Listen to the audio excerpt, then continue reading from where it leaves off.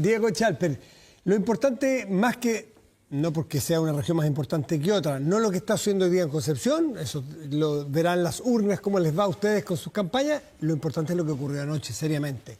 Porque una reunión, una cumbre, diría yo, muy importante con el presidente de la República y la oposición, hablando, usando palabras suyas, muy francamente, sobre un tema que agobia a muchos chilenos y chilenas. Le quiero preguntar primero desde afuera hacia adentro. ¿Qué le parece a usted que la oposición no haya ido completa, que la clase política no sea capaz a estas alturas del partido de sentarse toda en una sola mesa, por muy discrepante que sea la mirada que haya sobre el problema? Bueno, saludar a los auditores. A ver, Matías, yo primero empatizo con aquellos que a estas alturas desconfían, porque yo les recuerdo que hubo una mesa de seguridad, yo participé de esa mesa fue fagocitada cuando se decidió unilateralmente proceder a indultos presidenciales muy cuestionados, y por lo tanto yo empatizo con aquella parte de la oposición, especialmente con, por ejemplo, el diputado Castro de Renovación, que nos decía: yo no les creo. Pero yo y Andrés Longton, por hablarle por Renovación Nacional, considerábamos que era importante ir a decirle personalmente cuál era nuestro planteamiento. Hicimos una carta por escrito para que constaran por escrito, y otra de las condiciones que pusimos fue que fuera una conversación y no un monólogo, o sea, que esto no consistiera en que los distintos ministros asistentes nos expusieran sus puntos de vista y nosotros opináramos al final, y eso fue lo que se dio. Por eso dije que fue una reunión franca, Matías, porque yo me atrevería a decir que desde muchísimo tiempo, si no quizás nunca, habíamos tenido una conversación tan sincera, de tanto dato, y por tanto otra cosa, que es que la ministra Toá partió a la reunión, y no cuento ninguna infidencia con esto, haciendo una presentación sobre la migración ilegal como un fenómeno problemático. Y eso es importante porque a mí por lo menos no se me olvida que este gobierno se estrenó considerando a la migración ilegal como un fenómeno social. Acuérdese usted que el presidente Boric presentó requerimientos ante el Tribunal Constitucional para impugnar normas relativas a la reconducción. Entonces, que hoy día se considere que la migración ilegal es un problema, a mí me parece que es un avance muy sustantivo. Y usted, como me conoce, yo tengo mis apuntes porque fui apuntando lo que dijeron cada uno de los intervinientes, y no se me olvida que el presidente Boric considera como lo principal alcanzar consensos políticos en este tipo de temas para poder avanzar. Así que eso le diría yo como introducción. Ya, está bien, pero déjeme terminar con el concepto introductorio. ¿No es una buena noticia para el delito o para el crimen organizado en que la política en general todavía no sea capaz de sentarse en una mesa? Mire, Matías, los consensos nunca son unánimes. Ya. Y por lo tanto, yo lo que aspiro es que las fuerzas que creemos que acá hay que salir de la polarización y construir desde la cooperación, estemos sentados a la mesa. Perfecto. Yo al menos me siento parte de ese llamado, y para eso vamos a trabajar. Pero lo que me gustó de ayer es que al fin nos sentamos a conversar con franqueza, con datos. ¿Se sintieron escuchados, Diego Chalper, de verdad? Porque hay algunos que dicen que es una puesta en escena. Bueno, hay gente que no fue por esa razón, por lo tanto prejuzgó. ¿Usted se sintió utilizado en algún momento? ¿Se sintió parte de una puesta en escena o se sintió escuchado a la par como actores políticos relevantes? No, yo quiero ser bien sincero. Aquí hubo un diálogo franco, directo, donde nos sentimos escuchados. Para mí es una alegría, y hablo a título personal, que algo que yo vengo diciendo hace rato, que es la necesidad de considerar la delincuencia como una verdadera pandemia, y que por lo tanto emplear estrategias como las que empleamos en el COVID, que es, por ejemplo, tener un comité asesor que valide las decisiones. Porque es importante, porque cuando la ciudadanía desconfía, tú necesitas expertos que te hagan de segunda opinión para ir ganando credibilidad. Y eso que el presidente lo haya hecho propio ayer y hoy día ya esté destinando esfuerzo en configurarlo, a mí me parece un gesto que va en la dirección de decir: se escuchó y se actuó. Eso es interesante. A lo mejor no todos recuerdan. Para el COVID, el gobierno era Sebastián Piñera, de derecha. Se formó este comité experto que interactuaba y a veces podía incluso... Claro, a veces no estaba de acuerdo, era un poco, como lo creen, creo, a ver, no sé cómo se puede decir, pero era un refugio de los técnicos más allá de lo político. Tanto así, déjeme decirle a la gente que no se acuerda, que en ese comité técnico estaba la actual ministra de Salud, la ministra Aguilera, como técnica que cooperaba. Entonces había un cierto accountability a las autoridades que en ese momento estaban tomando las decisiones. Si eso lo llevamos ahora, ¿el presidente le parece que ese modelo puede operar en delincuencia o en seguridad?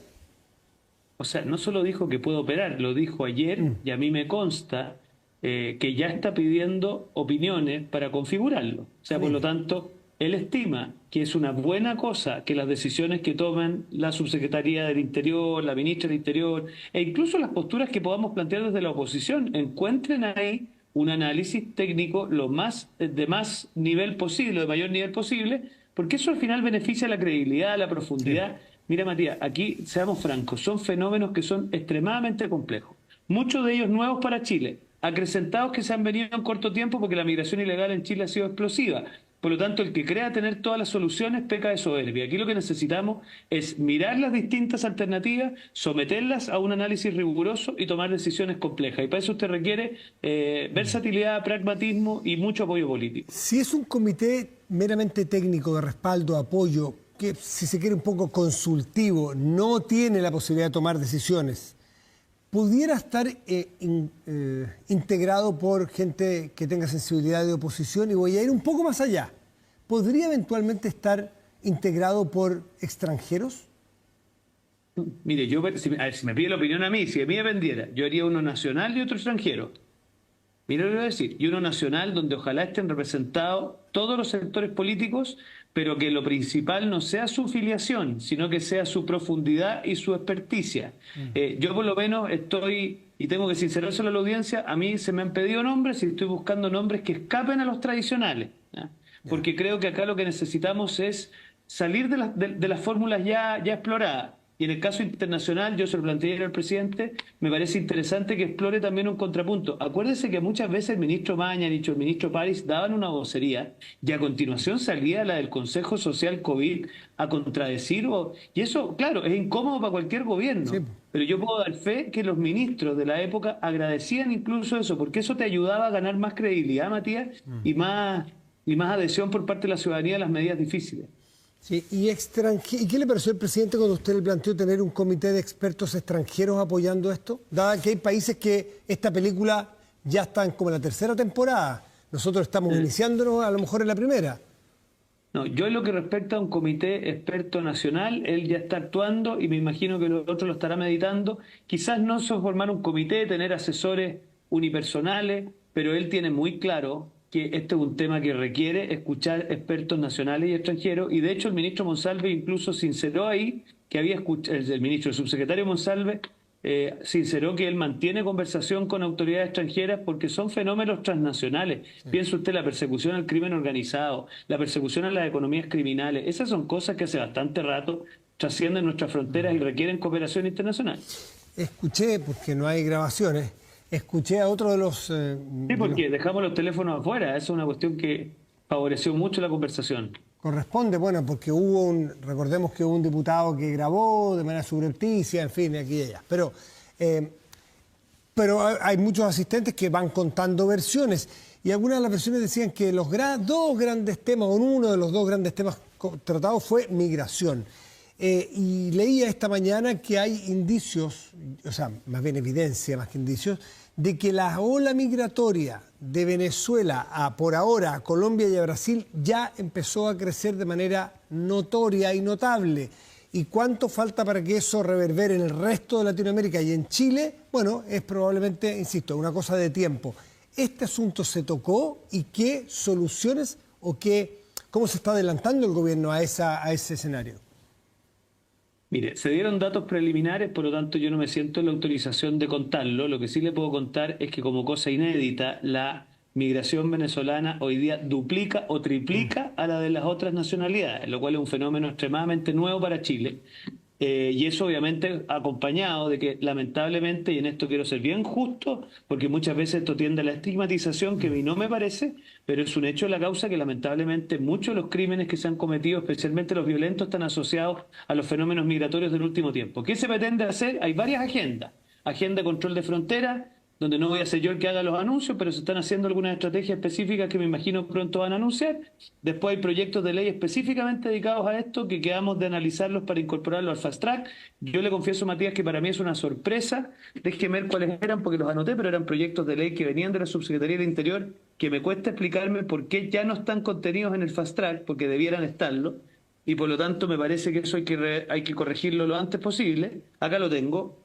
Hay un misceláneo de migración que lo que hace es, por ejemplo, generar normas específicas para terminar con el tráfico de personas, hay una para fortalecer la capacidad de las expulsiones, especialmente para facilitar la capacidad que tiene el ministro del subsecretario del Interior de decretar expulsiones sin necesidad de procedimiento administrativo, hay otro que busca reponer la expulsión administrativa como pena sustitutiva de la infracción de la ley 20.000, o sea, todos proyectos de ley que no están en el fast track y que tienen que estar en el fast track.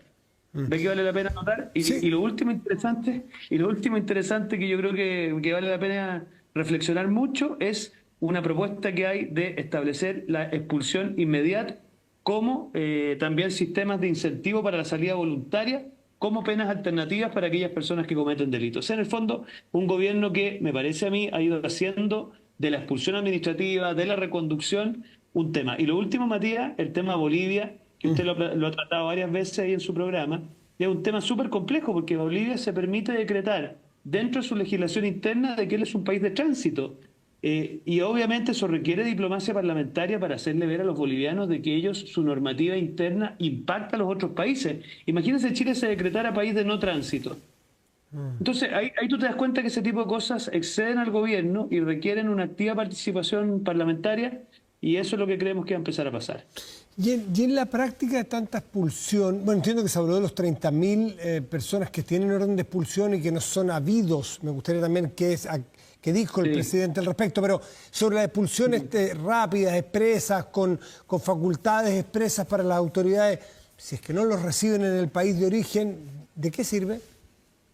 Sí, lo que pasa es que ahí, Matías, bueno, una de las cosas que dijo y nobleza obliga el diputado Leiva, que creo que tuvo ahí un buen planteamiento, es decir, mire, dejémonos de hablar de 30.000 expulsiones y reconozcamos de una vez que eso de un día a otro no va a acontecer.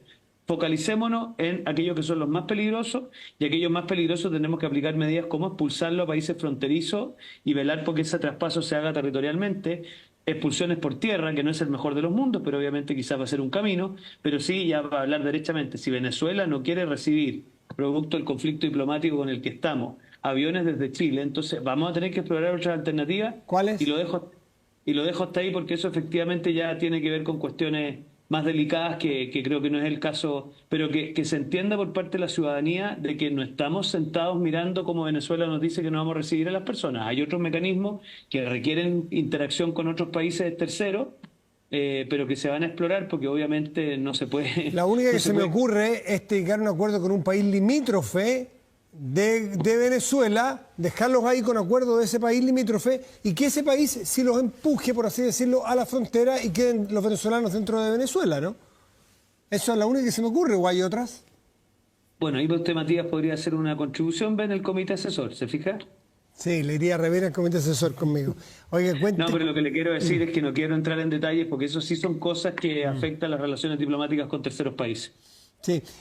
El propio senador Insulza, que es senador por la zona, ha planteado este tema que suena muy feo, o sea, políticamente muy impresentable, pero puede ser muy práctico, que es esto de los campamentos. En Europa se usa mucho para los refugiados, porque la verdad es que cuando pasan la línea, están en territorio chileno, está el enrolamiento y terminan entrando igual, y los que no queremos que entren, que son los delincuentes, se las arreglan para conectarse con las mafias y están trabajando en Chile.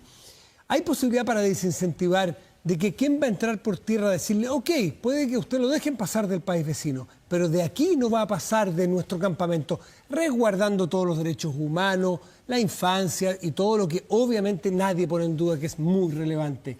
¿Está la posibilidad? ¿Se habló de este campamento?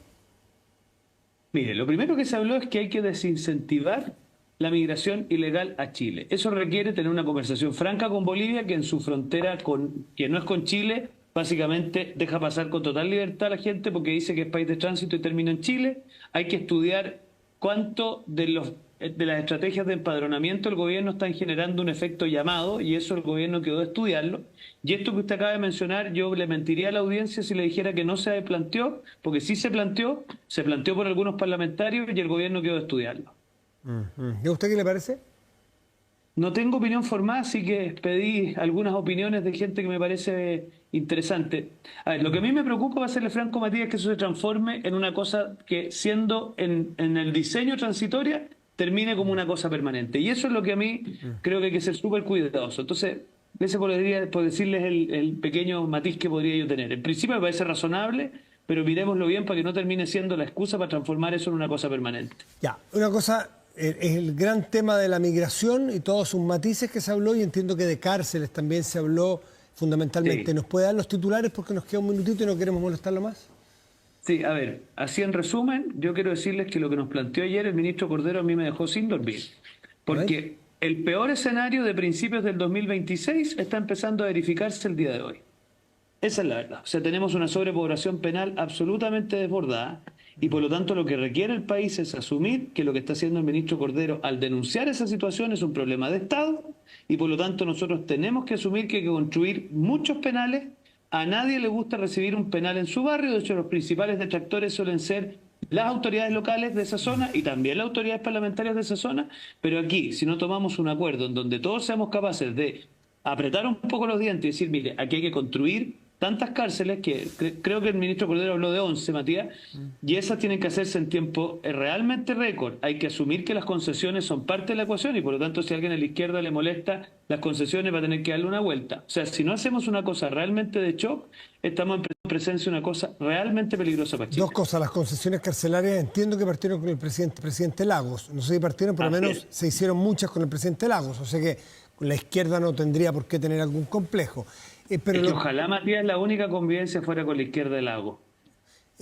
No sé, eso se lo dejo a usted con sus discusiones parlamentarias. Yo estoy constatando un hecho histórico. Y lo segundo, ¿dieron fechas para construcciones de cárceles o estamos hablando para 4, 3, 5 años más? No. A ver, lo que se está planteando, y el ministro Cordero creo que lo ha dicho públicamente, es un proyecto de ley que lo que busca es generar una exención de trámites que se exigen para los proyectos de inversión en Chile, o inversión pública, por supuesto, de manera tal de que esto esté vigente lo antes posible. Cuando digo lo antes posible, yo al menos si le entendí bien al ministro Cordero, es que ya en el próximo año, o sea, el 2025 y 2026, ya contemos con las cárceles montadas, funcionando. En algunos casos extensiones de ciertos penales, en algunos casos construcción de nuevos penales, pero yo en eso quiero ser súper sincero con la audiencia. Creo que el trabajo que está haciendo el ministro Cordero es realmente muy importante y yo al menos lo voy a apoyar con toda decisión. Diego Chalper, diputado de Renovación Nacional, muchísimas gracias por conversar esta noche con nosotros. Que descanse. Gracias, Matías. Que tenga buenas noches. A usted. Chao. Buenas noches. Santo Tomás se vincula en todo Chile a través de una red de agentes transformadores que generan impacto en los territorios comprometidos con